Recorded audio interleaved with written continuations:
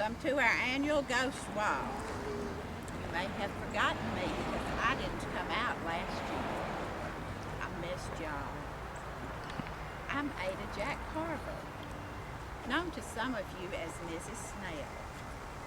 I was born in 1890 in Natchitoches to a genteel and cultured family who loved and taught me to love the arts. I always loved to write. Why, I even had my first story published when I was 17 years old. I graduated from the Normal, which to you would either be Northwestern or NSC, in 1911. I married J.B. Snell in 1918 and moved to Minden. My first child, little John, was born in 1921, but he died a very tragic death. The next day, my son David was born. I never got over John, but I had to live for J.B. and David. So in 1922, we built my writer's cottage over on Webb Court, where Cleo Cook lives today. And I began writing again. Now, I had always thought of Minden as so Schelley, so opposite of my old friend Natchitoches. Yes, Minden was very different from Natchitoches, but Minden provided me with the needed stimulus because it was here that I wrote my most powerful stories. The 1920s was the height of my career. I won many national prizes. I was even compared to Eudora Welty, Flannery O'Connor, and many other fine writers of the time. Some critics even called me the best of the time. My stories, Redbone, Treachy, Cotton Dolly, Raspberry Dress, were all highly acclaimed. They were all about a mixture of Cane River people, and many of them were chosen to be the best stories of the time. I still spend a lot of time in Natchitoches, especially at Melrose, with Miss Cammie Henry, Lyle Saxon, Rachel Field, Roark Bradford, and other noted Southern writers. We loved exchanging ideas. But at the height of my career, when I was at the very top, I gave it all up. I gave up the literary world to devote myself to my son David and J.B. Now David Snell, if you remember, became a fine writer himself while he was an editor of Life magazine. My last published work was for the Centenary Review. It was called For Sue Ellen with Love, and it was written in 1949. After that, I became what the people of Minden considered an eccentric. Some even thought I was a clown. I walked around town a lot. I even dressed up to walk at night. And I remember children pointing and saying, "Look, Mama, there's that lady with the big lips who always wears a hat." But I didn't care, for I knew who I was and what I had done. I left this world in 1972, rather reclusive, having lived my last days in Meadowview Nursing Home, forgotten by the literary community and by Minden. Should I be remembered or should I be forgotten? Why don't you read my work and you decide? You won't be disappointed, I promise. Now, go to the library. They have 2 of my books, my short stories. Read them.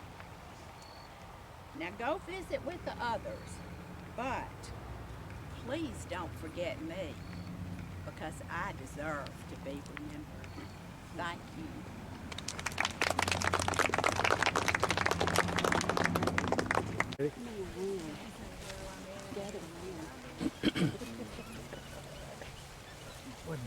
Hello. folks. How are y'all? I'm Edward Eugene Fitzgerald. This is my wife, Emma. You might not know it, but I'm actually not a Southerner. I was born in Wausau, Wisconsin. And if that's not far enough north for you, my family was born in Canada.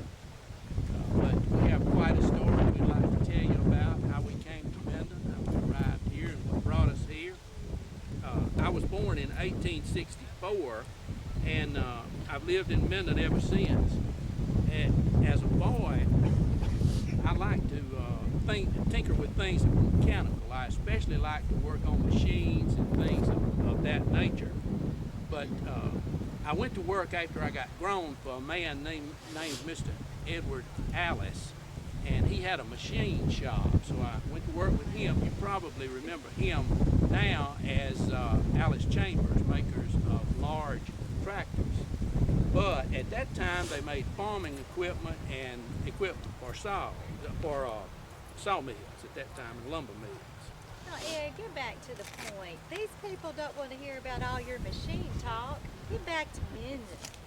Well, Emma, I wanted to tell them about the bandsaw that I invented. That is a very important thing. While I was working for Mr. Alice, I invented a bandsaw, and it was a double-sided saw, one unlike was in use at all at that time. I even received a patent on it, a U.S. patent in 1893. It was number 491047. Anyway, after I invented that bandsaw, I was known as Mr. Sawmill around in the area. I went all around to the different areas installing my bandsaw at all of the lumber mills. And a few years later, after that, I got a call from a Mr. William Buchanan. He wanted me to come down to his lumber company, which was called Bodcall Lumber Company, and install my bandsaw. So I did. I went down and installed the bandsaw, Bodcall Lumber Company. I asked Ed, I said, what on earth was a bodcall? Well, Bodcall, I believe, is a name that was derived from an Indian tribe. Boy, it's an Indian name. I'm really not sure, but that was the name of his lumber company anyway. Mr. Buchanan liked my work so much that he offered me a job, and so I took it immediately because he gave me a raise. I was going to be manager of his company. So I took it, and I knew I wouldn't have to be away from Emma and the kids nearly as much. So we took it right straight. And then he had to break the news to me that we were moving, and that we were going to move to some place in the middle of nowhere in Arkansas. And that was before I knew about the heat and the humidity and the mosquitoes up there. And if that wasn't bad enough, a few years later, this Mr. Buchanan offered Ed another job, this time to be part of a little bitty place, I thought, at the time. It was a little bit bigger than I thought, though. A place in Louisiana called Minden. But all of that, before I knew about going to Louisiana, I didn't know how we were going to move. Ed had not told me how he was going to get me and our 3 children to Minden.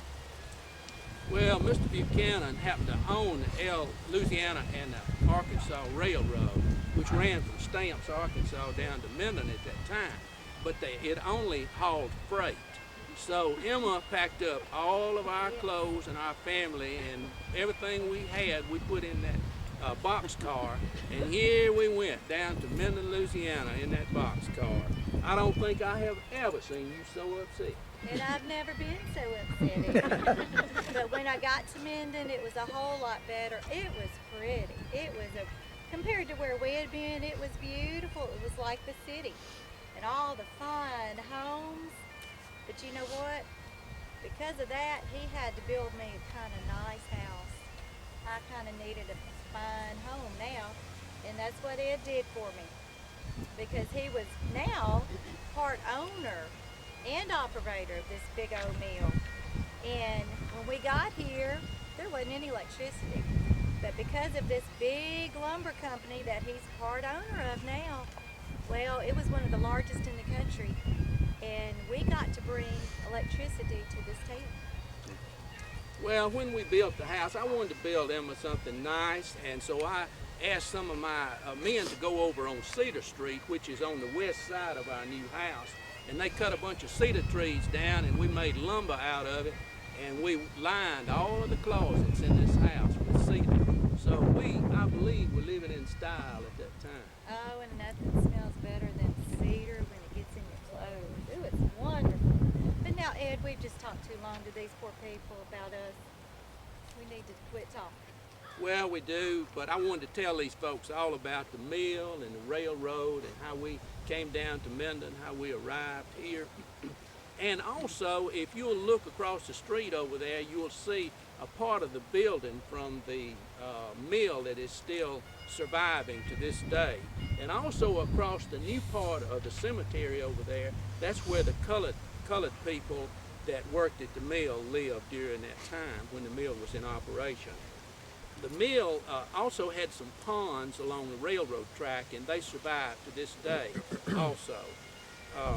The mill burned in 1918, but Emma and I and the family decided to stay on here and live here. Now, I've been living at this particular place right here since 1916, and Emma joined me in 1946. Glad you could stop by. Glad y'all Where could was your come. house located in Minden? This lady lives in it right now. It's 304 Fitzgerald. McDonald Street.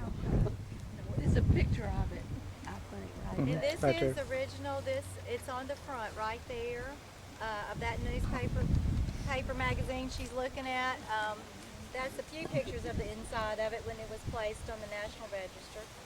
And that is the original military certificate of our son that's buried right over there from the house. This is original tea set from the Fitzgerald, and this little rocker is original.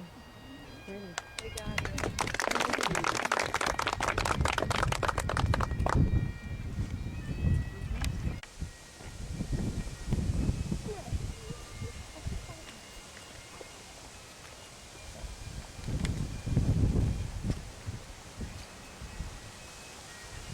I am Elizabeth Scott.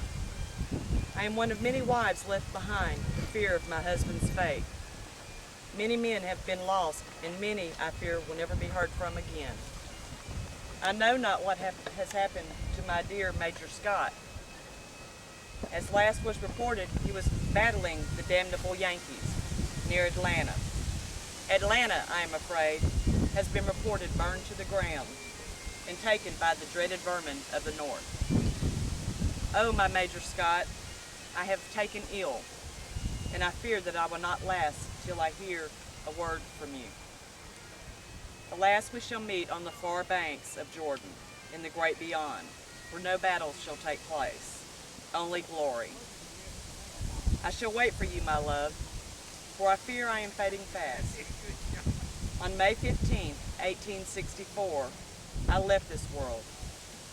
On June 1st, 1864, at New Hope Church, Georgia, Major Winfrey B. Scott of the 19th Louisiana Infantry was killed. At last, we were together for eternity. The Major was surprised to see me. He had not received word of my passing. 6 months later, on December 16, 1864, Acting General of Artillery Robert W. Scott, our son, was killed at Nashville, Tennessee. This monument was erected by our surviving son, J.W. Scott. Thank you.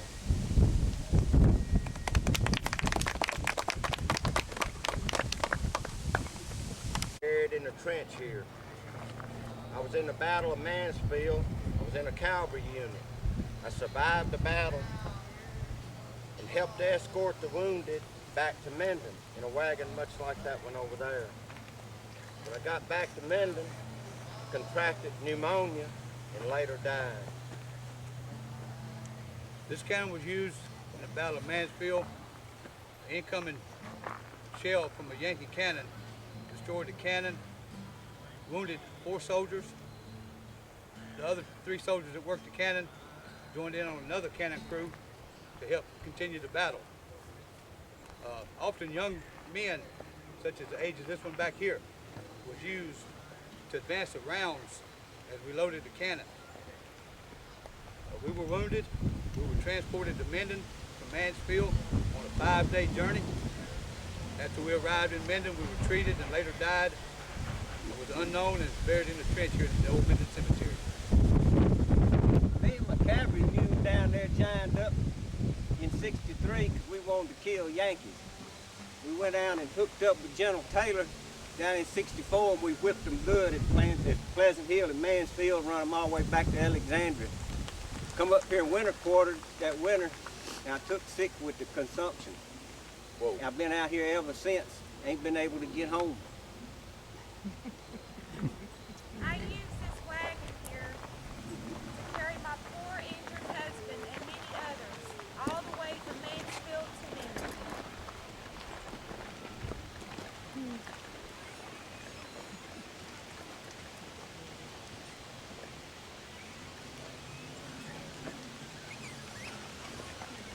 Thank you very much.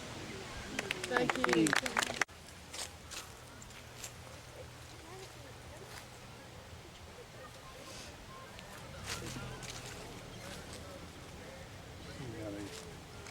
Yeah, you got in there pretty good. Yeah.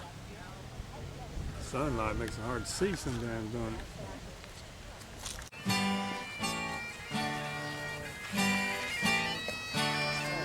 Our grandfather's clock was too large for the shelf, so it stood 90 years on the floor. Well, it was taller by half of the old man himself, though it weighed not a penny weight more. I was born on the morn of the day that he was born. It was always his treasure and pride,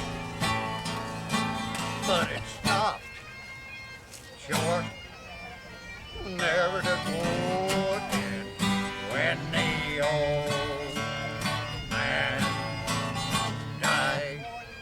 Many years without stumbling, tick-tock, his life's second numbering, tick-tock, but it stopped short, never to go again when the old man died. Hi, I thank you so much for coming out today. My name is Berry, and this is my dear sweet sister Jane Elizabeth.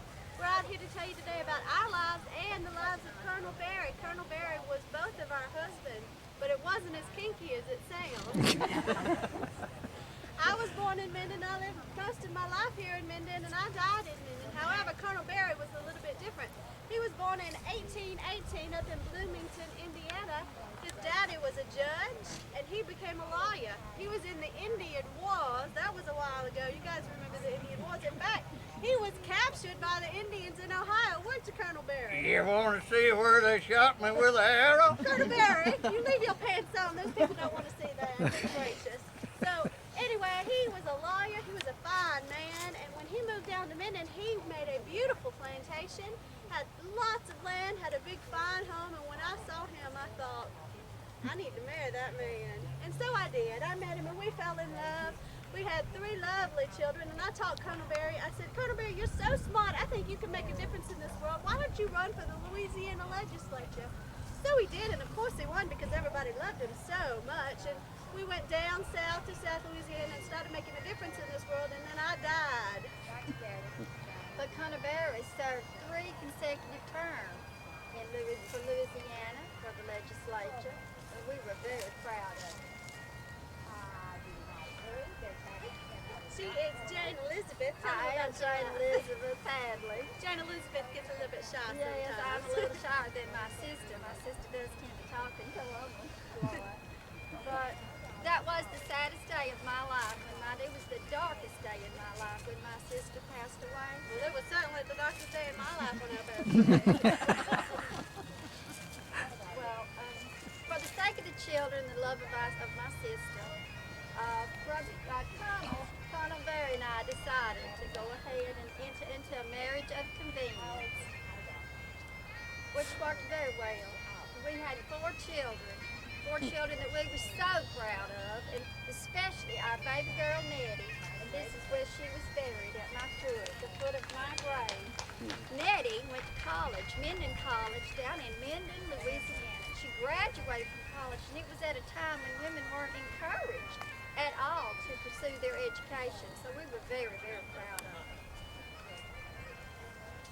Also, young lady went to college with Nettie, married our brother. Our brother is David Hadley. How many of you have ever seen the old Antioch church that's in Dixie in the cemetery? He donated the land. That was our brother. He donated the land for that cemetery and lived right across the road. And for many years, he was just a very important man. We were very proud of him. How many of you have heard of the Minden Blues? Well, the Minden Blues, what happened is our ladies all gathered together and decided we were going to send our soldiers away to the Civil War. Unfortunately, they made their uniforms with the wrong color. They called them blues.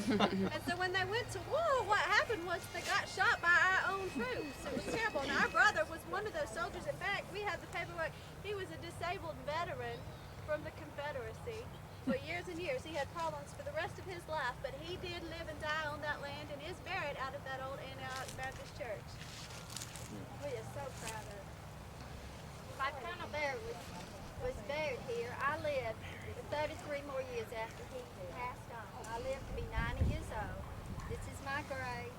And here on the back of his tombstone are some beautiful words that I had engraved for him. A precious one from us is gone. A voice so loved is still. A place is vacant from our home, which never can be filled. That's very beautiful, but I think if we were to look back into history and really dig a little bit, we would probably find out that I was Colonel Barry's very favorite wife. Shame on you. You know Mother would be upset about that. Daddy's probably turning over in his grave. Now, ladies, it's enough for Colonel Barry to go around. Colonel Barry, I just miss you so much. It's so good to see you today. There's pride. Hush, little lady. Now don't you cry. Why, you know Colonel Barry bound to die, but all our troubles now are all over. Sing with the Colonel.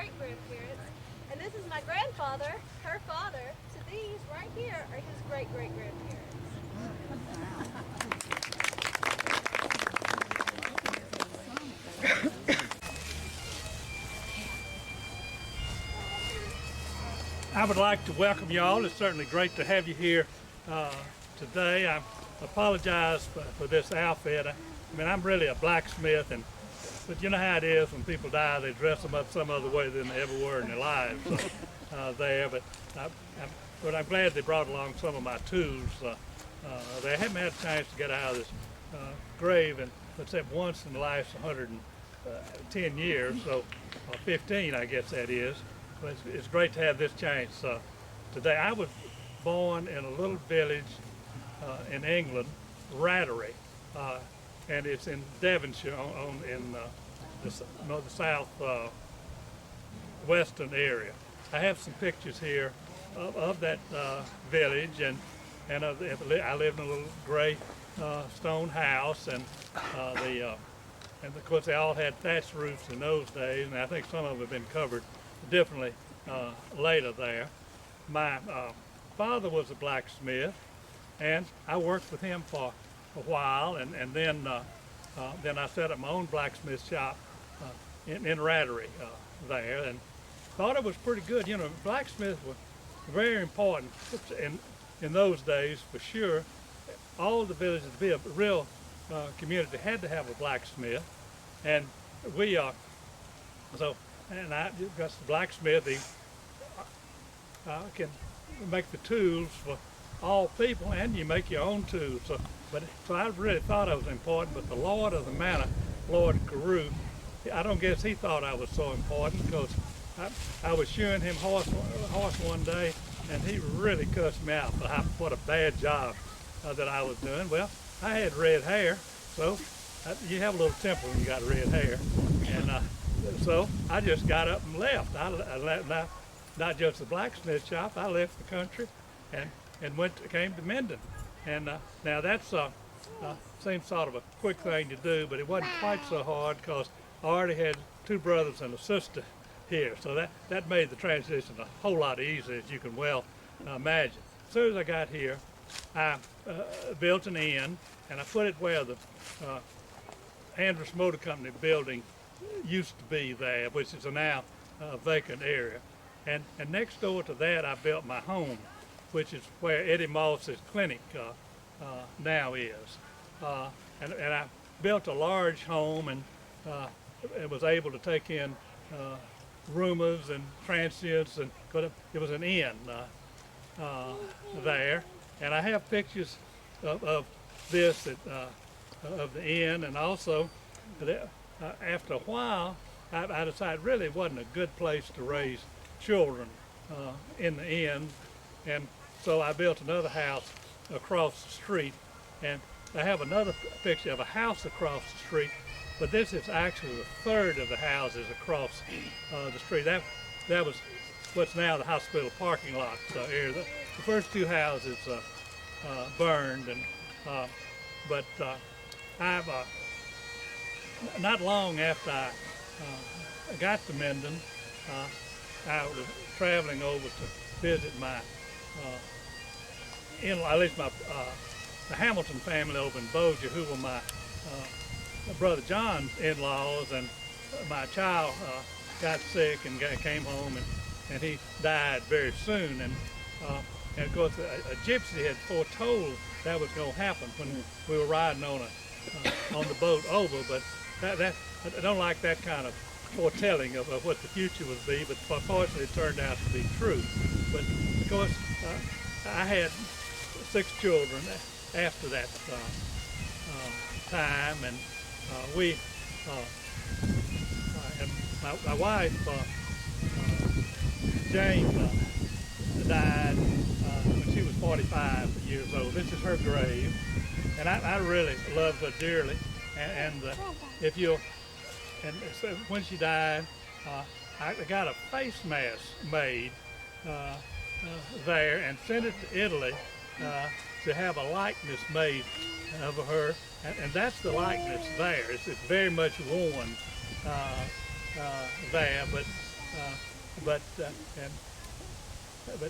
nevertheless, she was very important to me, and I missed her for my last 26 years of my life. But life must go on, and so I had really liked to have parties, and of course an excuse would be that the children are bored. So we'd get a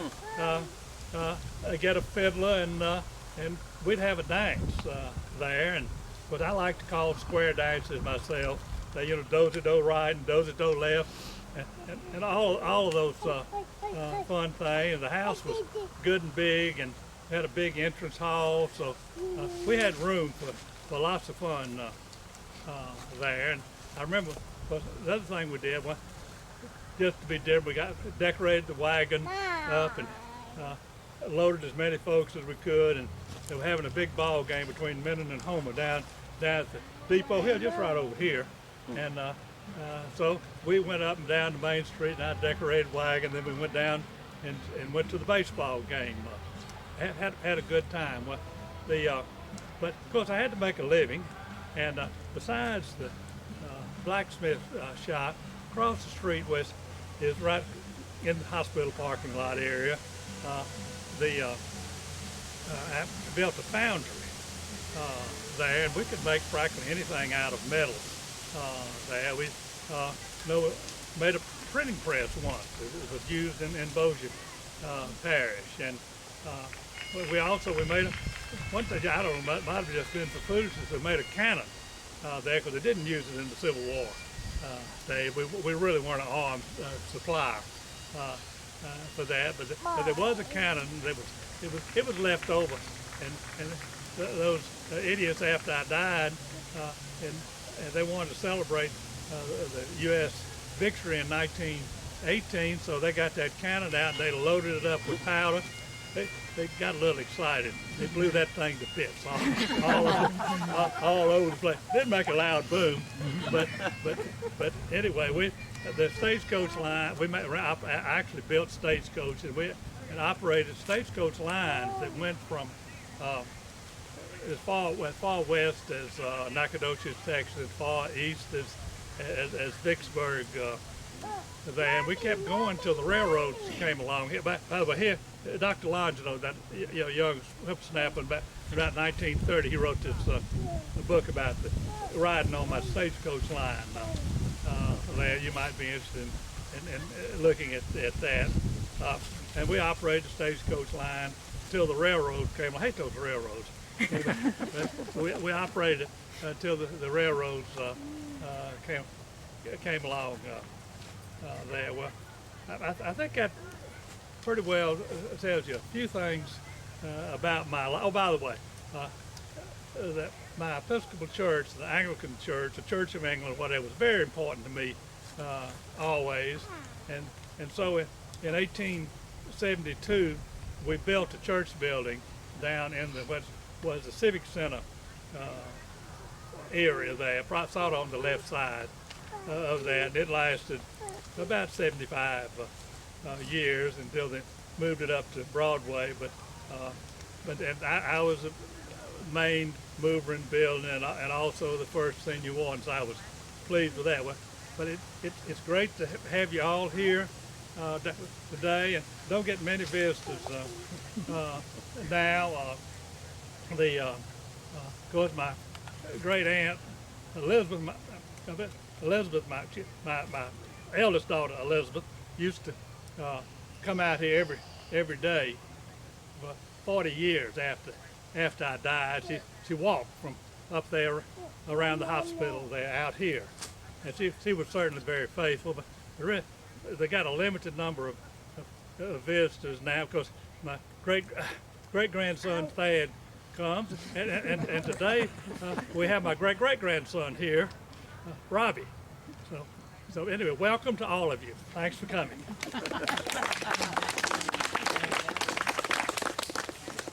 And that's Robbie. Good afternoon. My name is Junius Young Webb, Captain Junius Young Webb. I was born in Marengo County, Alabama, July 22nd, 1832. My father and two of my brothers were physicians, and I had no interest in the medical profession, and so I pursued the profession of a merchant. And I was quite successful before reaching my majority. I came to Louisiana in 1850 and established a Flat Lick Plantation, which was about 18 miles north of town. We immediately began to plant cotton, corn, and other such plants that would be necessary for our well-being. Game was plentiful. There was no underbrush as there is now, and you could see for miles a lot of open prairies, and we planted, and the harvest was good. We brought our crops to Minden, Louisiana, about 2 miles west of Minden, North Chief Bow for shipping on such side wheelers and keel boats as the Morning Light and the Miranda. We had to accomplish this after the spring rains and before the fall rains. The only time the river was navigable Also the only time that the roads were passable. That trip of 15 miles could sometimes require 6 or 7 hours. There were no roads established as such. They had to go through bottoms, big bottoms, and swamps, and muddy places, loaded wagons. We would send extra wagons and teams with the loaded wagons, so that if the wagons became stuck, we could shift the load and use the extra team to pull out the muddy places. In 1854, Annie Grigsby and I married. We had 12 children. She was also from Alabama. Many of our descendants remain today in this area, the Drake families, the Rathman families, some others that you'll be familiar with, the Centel families and the Carey families, and the love of the land remains of those families. We continued to plant and acquire acreage. It was necessary to have a lot of acreage if we're going to make much cotton, because cotton depleted the land quickly. We acquired and traded in land as far as Red River, as far away as Red River. During this same period of time, we built a house on East and West Street, at 413 East and West Street, which is still there today and remains much as it was built. The exterior, the cypress boards on the front porch, 3 of the 4 original fireplaces remain. The hand carving is still inside. Webb Court that encircles the rear of the house was the drive to the stables and the carriage drive to the rear of the house. The Dovecote cistern are gone, but as much as it was built in 1850. January 26th, 1861, Louisiana went out of the Union, so joined in other southern states in the War of Succession. Many of the planters were not really excited about this, because we could not see the benefit in going to war. Those people who are our primary partners in business, the largest consumers of cotton, were in the East Coast and in the North. However, in 1861, 1862, closed the house on East and West Streets, sent the family north to a plantation to be cared for, and enlisted in the Minden Rangers Cavalry Unit as a sergeant. He would later become captain and remain at that rank until the end of the war. He left Minden and went to Monroe, Louisiana to be sworn into the Confederacy, and from there to Corinth, Mississippi. He was later attached to the 18th Army of Tennessee. Fought in battles at Missionary Ridge and Chickamauga.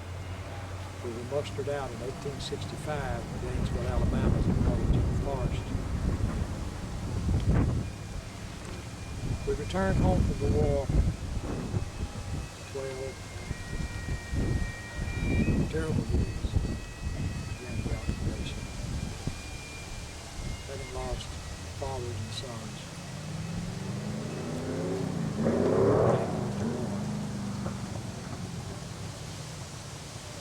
Crimes were numerous and serious during this period. Carpetbagger courts had little interest in pursuing justice, so it was often given to sound judgment and deal with citizens. A freed man was made poorer by virtue of his freedom. The white man was poor still. The freed man had no place to go, one to care for him, no means of support, was left to roam the land. I had had no aversion to slavery, did not know there was anything wrong with it. Indeed, it had been supported from the churches and the pulpits with scriptural reference given, which seemed to give it the blessing of the Almighty. The war changed the way of life to which we had become so accustomed. Many of the slaves chose to remain on the place of their masters, and many more would return to farm on shares. The planter, former master generally providing the land, implements, seed necessary to bring in the crop, sharecropper's share generally being from 1/4 to 1/3 of the crop produced. I continued to acquire and trade in land far west is the Red River. We were successful. We were neither very rich nor very poor. Later, my son and I would establish J.Y. Webb and Son, which would later become Webb Hardware. The building is located today, the final building is located today on the corner of Main Street and East Union. My son Samuel remained active in the business until his death in 1954. We owned interest in the railroad that was later to become L&A and soon to be bought out by Kansas City Southern. We established Minden Cotton Oil and Ice and Minden Compress Company. The Webb Hardware building is being torn down today. If you've been in that area, the old warehouse is being torn down. The Minden Cotton Compress building is being torn down for new construction. It's hard to imagine that for over a mile on Dorchester Bow, there were wharfs, cotton shipping, riverboats landing, keelboats landing. This was all generally below the railroad bridge, south of Dixie Inn. My wife Annie died in 1906, and I followed her in 1908. Our roots run deep in the parish. Thank you very much.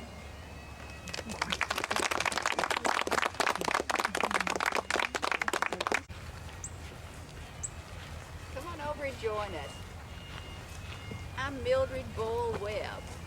I'm not from Minden like many of the people here. I was born in Tennessee, but my father died and my mother remarried, and my half-sister Emily and my mother and I moved to Minden, where I spent the rest of my life. I went to the Minden Female College and graduated when I was 15, and I was a valedictorian. I loved school, and I would love to have gone to school somewhere else in a better college, but there was nowhere else to go. You have to remember that this was the time just before the Civil War and after the Civil War, so times were very difficult around here. But in any case, because there were not a lot of teachers, I got to go to teach at the Minden Female College and did a great job. And while I was there, the principal, oh, they didn't call him the principal, that's what I got to be called, the president, Dr. Bright, resigned, and they could not find anybody else to take his place. So finally, they hired me, a woman. Of course, they wouldn't call me the president. I had to be the principal because I was a woman, and they didn't pay me nearly as much either. You, of course, know that. But I was very competent, I was very bright, and I did a great job. And as much as they hated to admit it, eventually the trustees told me that I had saved the college, which was, I was very pleased to hear that. But I never was very pleased that they didn't treat me with the respect that a man got. In any case, after they hired a new president eventually, I went back to teaching, which I really enjoyed. I was very good at teaching, but I was not in very good health most of the time. And so I finally went to work as a governess for the Webb family. My fiance got me a job with his brother, and so I taught their children for several years. And then, finally, I married Dr. Samuel Young Webb, who was a very prominent dentist in the area. Of course, you have to realize we had been engaged for 15 years. I had discussed this with him at length, but he could always find an excuse why it was not time to get married. And of course, I was enjoying my job, and I was not terribly interested in getting married either because he was not a terribly interesting man. But there were, after the war, there were not very many available men around, so it was okay to be engaged. And finally, I think he decided that because he was a respectable man in the community, he needed to get married. So we got married. And it was kind of exciting, actually. We had a big house out at Warsaw, and I was really looking forward to being married, finally, after all this time. And you know what he did? He died. I was the one that had been sick all this time, and he was healthy, and then he died 3 years after we got married. I lived 45 more years as a widow, wouldn't you know? But it was okay, because I did have plenty of money. I was very fortunate because, again, then women didn't have much respect if they didn't have a husband. So he had left me a respectable widow with enough money to live. And so I was able to do what I liked to do. I worked with the children, and I spent a lot of time working at the church, and I think I helped the church a lot. The thing that I really never got over was that women were not respected as much as they are today. But one thing I did get to see women get the vote, and I was very pleased about that. And all you women, I want to remind you, you need to respect those of us who didn't have the freedoms that you have, and that you need to remember to use your power, vote, and be so glad that you're not in the shoes that we were in. Glad you came by. Don't forget us.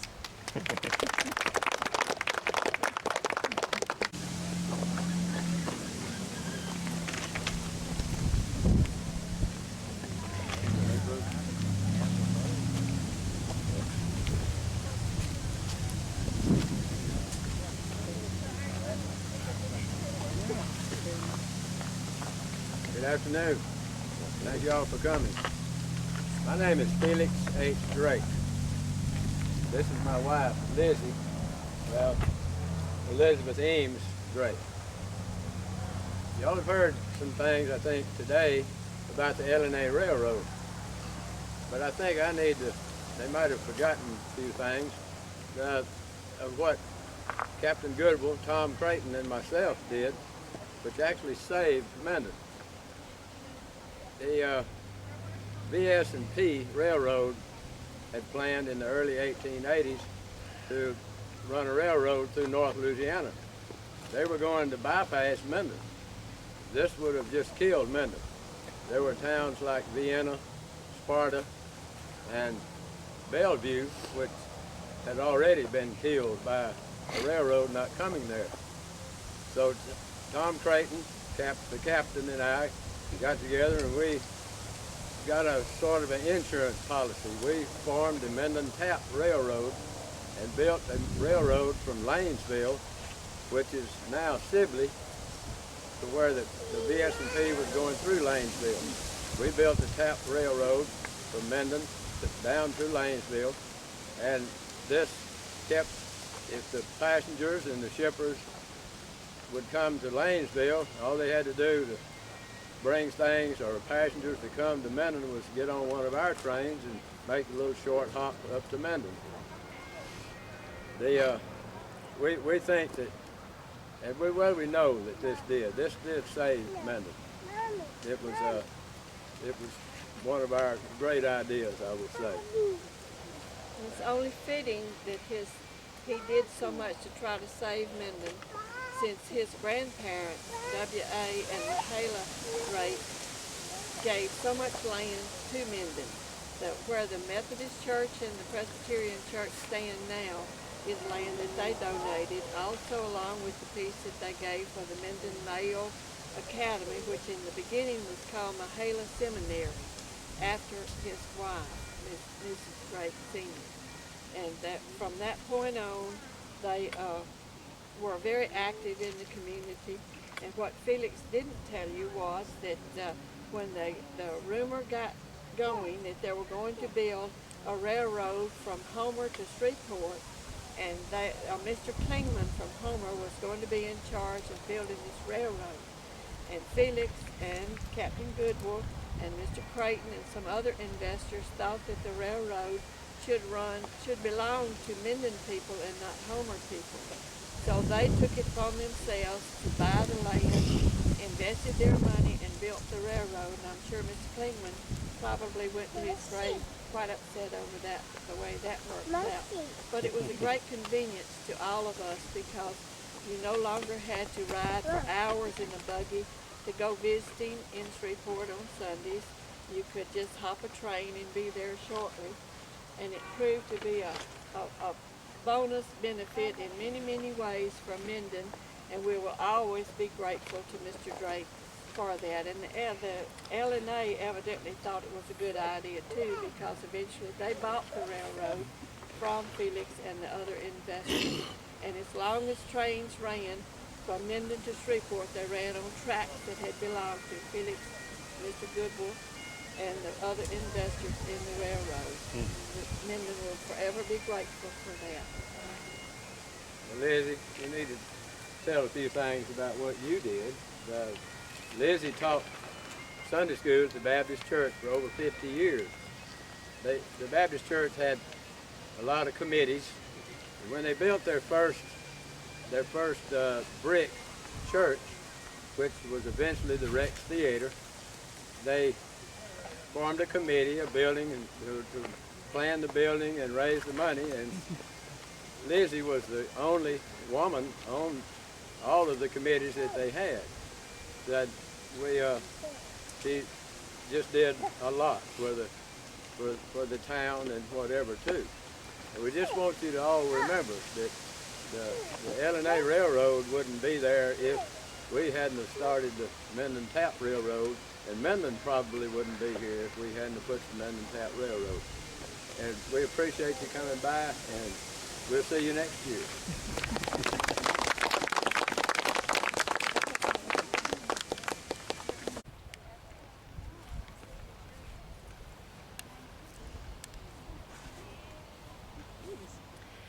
I'm very frustrated today. I've been walking around trying not to be mad, but you'll forgive me if I'm still a little mad. It seems there were to be 4 of us today. Captain Goodwill, his first wife, myself, Ida, his second wife, and Christopher, the first wife's son, whom I raised from the age of 2. Well, I made the mistake of calling Christopher stupid. Made Virginia mad. So she says I'm not having any part of this greeting today. Therefore, Captain Goodwill decided he wouldn't either. And Christopher, of course, wouldn't either. So it was left up to me to tell you their story. Now, Captain Goodwill came to Minden in 1849. He was an orphan when he came at the age of 18. But he went to work for John Chaff, who owned a mercantile store in downtown Minden.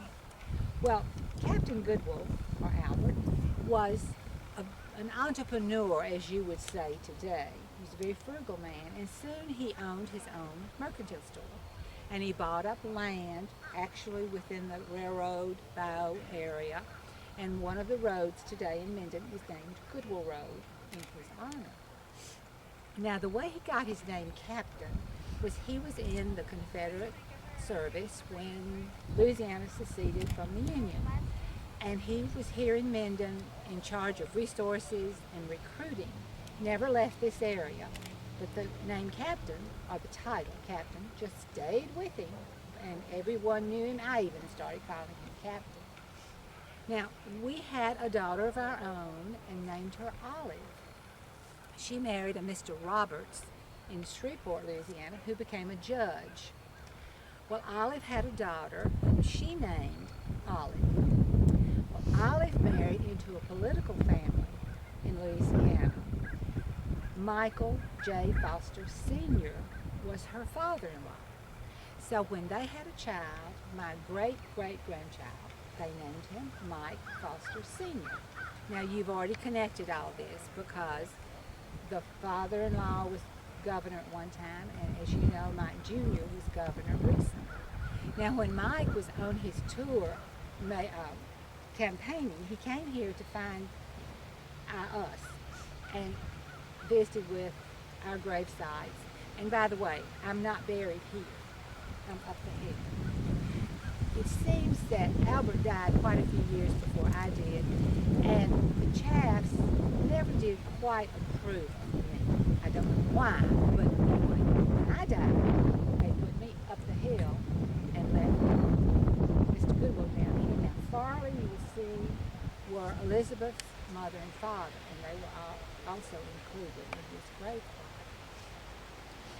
plot. I came to Minden as a nanny, as you would say today. And as I said, Captain Goodwill and I fell in love and married and had a happy home to a point, but he was a stubborn man. I know, you understand that. But he was very well liked, very well thought of in the city of Minden. The women of the church decided that the plain glass windows were not really what they wanted in the church. Now, this was St. John's Episcopal Church, not the new one. but the one that was in downtown Minden. So they got a committee together and decided on colored windows, as we know them today, stained glass windows. Captain Goodwill gets up and he says, if you put those tacky colored windows in this church, I will never set foot in here again. So when Olive, our daughter, whom I mentioned earlier, got married, she married in our home because he still did not go to church. But that was his problem. I was certainly happy and intended that not to bother me what he was doing. I mentioned Christopher earlier, whom I called stupid, and I shouldn't have said that, but I loved the dear boy, but he wasn't really bright. He worked for his father in the mercantile store, but he loved to go with the sheriff on his rounds at night when he'd check out the area, and which was fine. But one night there was a robbery in downtown Minden, and the sheriff said, now Christopher, you go home. You don't need to be in this. This man is probably armed. Well, Christopher didn't mind. He headed for the railroad tracks where the robber had headed. The robber was in a boxcar, jumped out, and shot him. So poor Christopher, at the age of 34, joined his parents at his graveside. It's been nice having you all. I hope I've given you a little history of Minden, and you enjoy your tour. Thank you for coming.